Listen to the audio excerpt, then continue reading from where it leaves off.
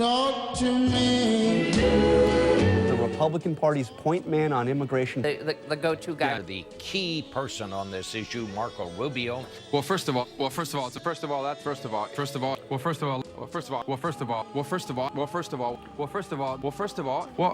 there are 92 other senators who have their own ideas about immigration reform. There's 92 other senators and 92 minds. There are 92 other senators who have ideas of their own. Okay, you want to stay here? You'll have to wait more than 10 years, for over 10 years. Wait for more than 10 years, at least 10 years elapses, and more than 10 years. Over 10 years. Over 10 years has elapsed. The only thing you get is a work permit. You don't qualify for any federal benefits, including Obamacare.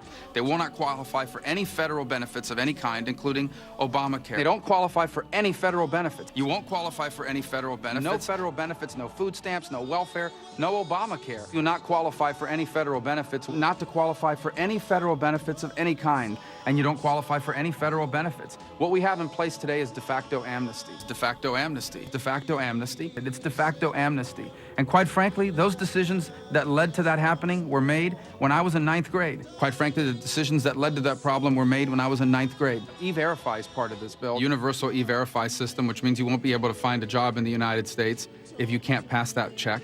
Universal E-Verify, E-Verify, it's a Universal E-Verify. Universal E-Verify, E-Verify, universally, E-Verify, E-Verify. And that's why that E-Verify part of it is so important.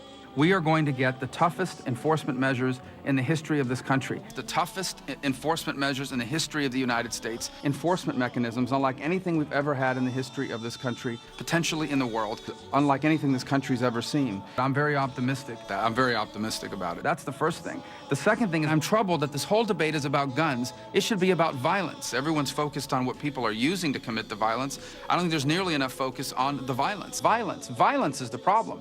Guns is what they're using to commit violence.